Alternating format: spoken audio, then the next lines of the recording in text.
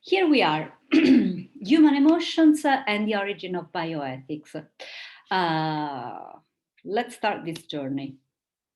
These are the brainstorming questions that I took into consideration when I planned the investigation of the connection between emotions and bioethics. So, should emotions be part of our professional and personal life?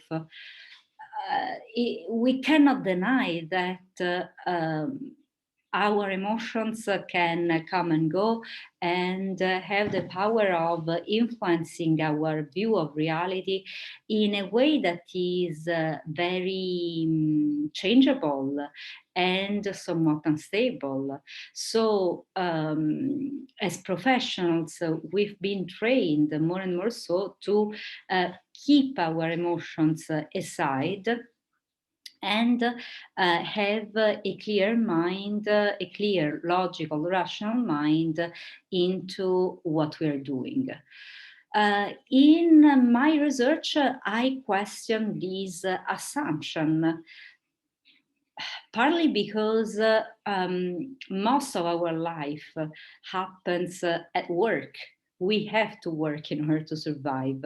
So, training our life in setting aside emotions generate a time-wise imbalance in our life to core, because yeah, for more than half of our life we tell our emotions, you're not welcome here. So personally, that would already affect our well-being. Plus, I wonder, do we want to be treated on an emotion way? Do we want to be treated in an emotionless way from our teachers, our doctors, I don't know, our lawyers, and so on and so on? Certainly, we don't want their emotions to be all over the place and disrupt our daily life or what we want to achieve. We ask for our lawyer to be as stable as possible, to our doctor to be lucid when she's performing a surgery on us, our teacher to be fair. Uh, but yet, the question is, if these people, if these professionals are trained in suffocating their emotions, in putting aside their emotions, in suppressing somehow the emotions, are we really are we really treated in a healthy emotional way? I mean, are we really receiving a treatment that is balanced, lucid, rational, stable, as we hope to? Mm.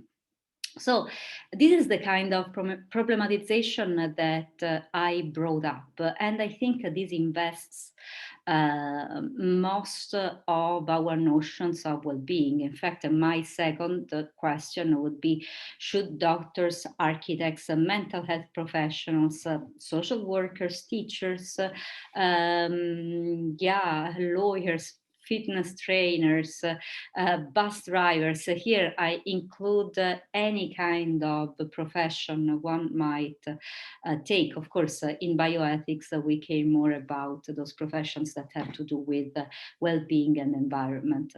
But should these professions be considerate of their own emotions and the emotions of their clients?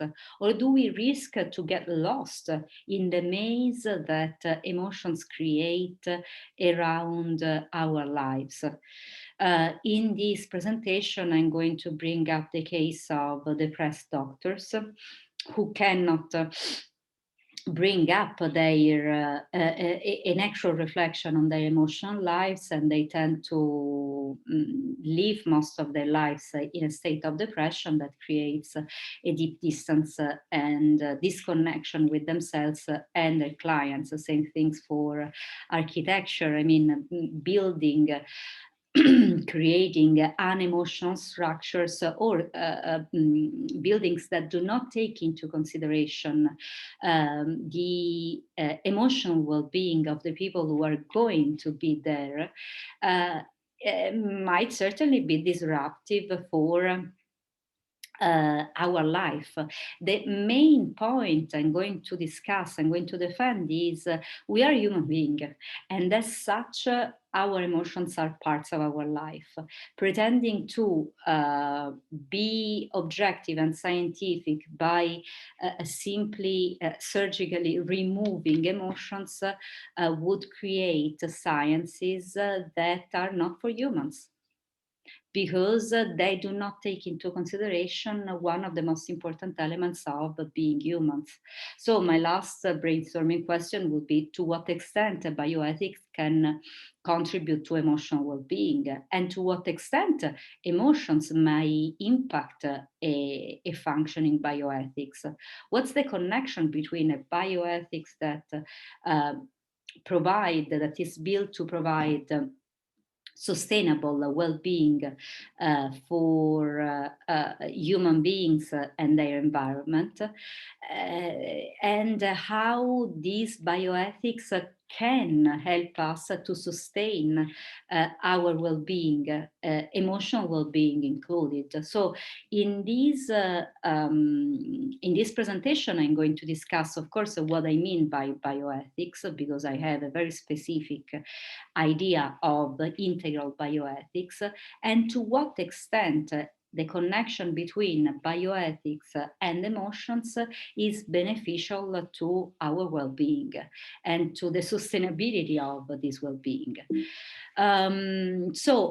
The structure of this talk would be the following. I will give you a description of the bioethics I have in mind and how we got there.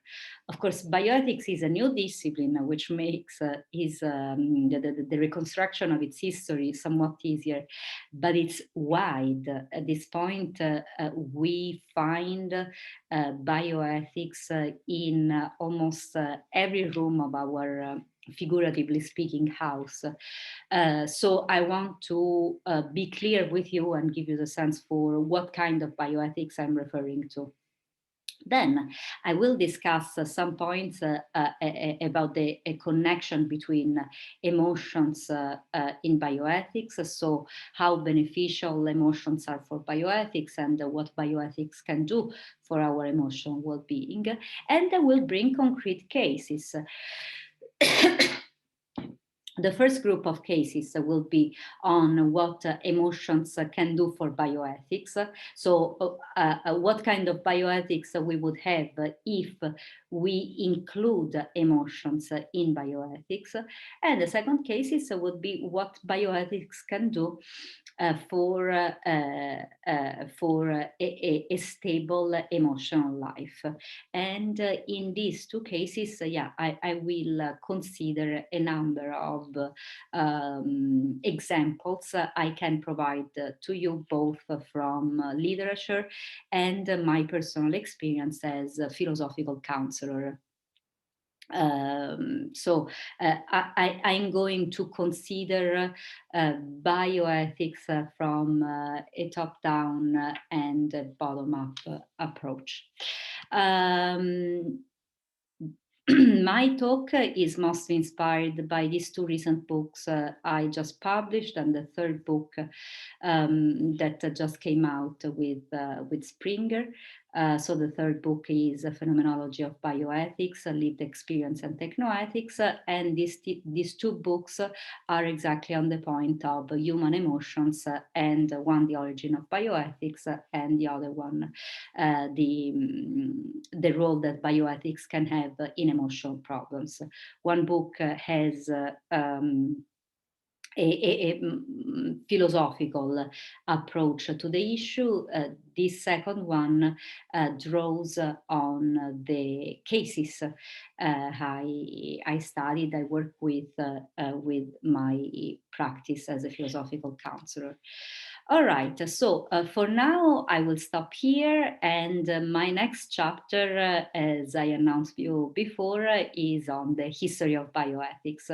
Looking forward to seeing you there.